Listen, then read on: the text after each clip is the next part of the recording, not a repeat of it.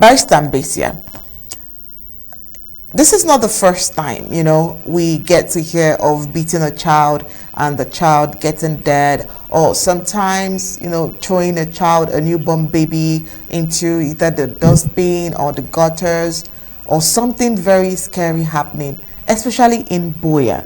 What can you say is the reason why some of these issues are on the high? Is it because that probably in the Cameroons there is no child protection law, or probably because it's not as effective it's as it should be, or as we have seen it in other climes?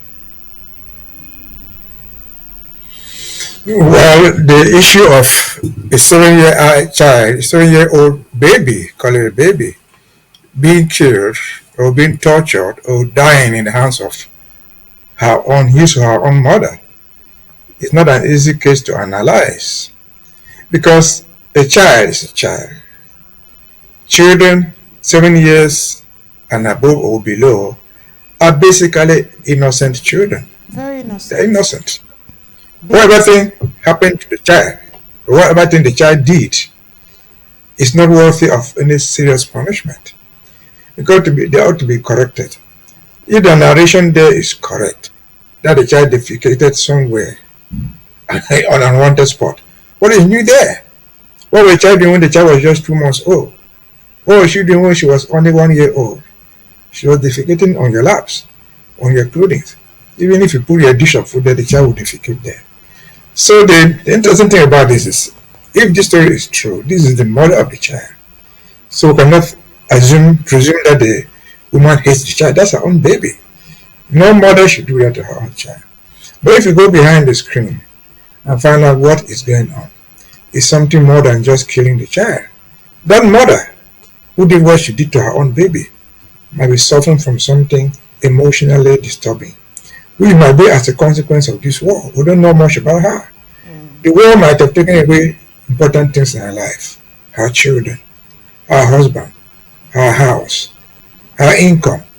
Anything that she had is going to affect her emotionally.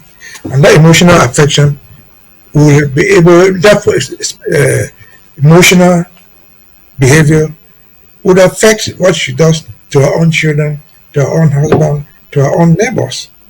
So it's a bigger case. It's not a question of punishing her, because she'll be punished.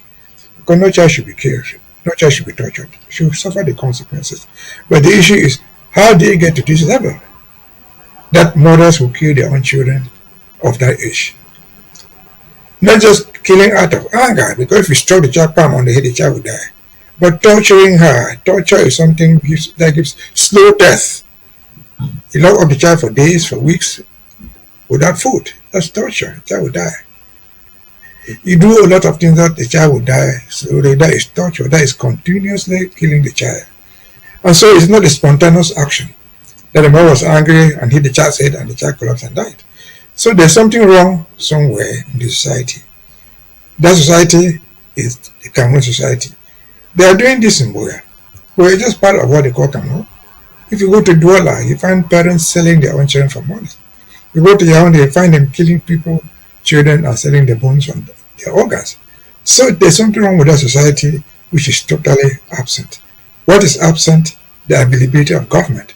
Because government should take responsibility for the counseling, for the modeling of the community, for the bringing up of the mother. The mother should know what is motherhood. The father should know what is fatherhood. The parents should know what is parenthood. They should know how to know of their own children. If the child even stole groundnuts, stole peanuts, stole bonbon, they will beat the child. Because what's a bonbon? It doesn't cost up to 2 cents. But the child is even brought up to become a thief tomorrow, to become an armed robber. And so to try to discipline children as they grow up. As you said, defecating wherever it was. The child starts by defecating on your laps. Then when the child attains a certain age, you create the spot for the child. You teach the child to go there and defecate there. The child learns to go there. If the child misses it once, you take the child there to train the child. This is where you defecate. And so it takes years to bring up a child. It takes education for the mothers. We don't know how many children that woman has. It takes years to educate mothers how to bring their children. It's not the same level I don't mean academic education of bringing up children. About five. But when I started with my first, I didn't have the same experience I had when I got to the death. And so there's something wrong somewhere. The society as a society should be all based on things. Find out what is behind the scene. I personally don't know what effect. We don't know again, as I've said, where she's coming from. Something that she some ground that has emotionally affected her.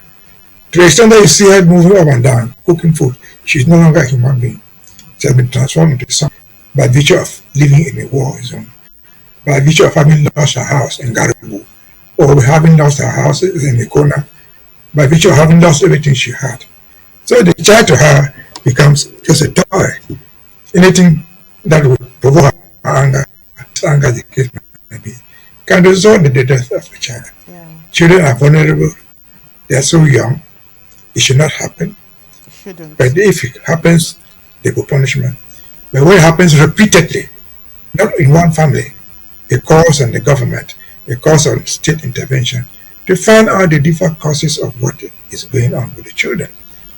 Because we can protect the child, we can take the child from the mother or from the parents, but we should not take every child from every parent. And so it is a responsibility of government. They have the agencies there. I think I have seen one ministry they call Ministry of Women and Child Protection. What are they doing? Just sitting around there and drinking beer and riding with limousines? No. Again, that mother might suffer some punishment, and she should, but that's not the answer to the problem. Go behind the screens, find out what is wrong with her. If there are university people over there, professors doing research into that woman's background, and you find that she's not alone. There are people who are actually infected with emotional traumas. That's all I can say about that. Thank you. All right, thank you so much, Barrister Mbeseha.